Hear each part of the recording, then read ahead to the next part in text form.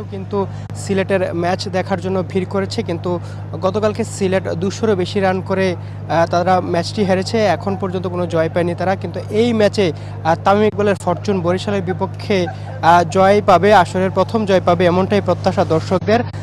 এই ম্যাচ নিয়ে যদি আপনাকে আরেকটু তথ্য জানিয়ে রাখি, এই বরিশালের দলে আজকে নাজমুল হাসান শান্ত কিন্তু উইকেট কিপিং করছেন মুশফিকুর রহিম ইনজুরি হওয়াতে।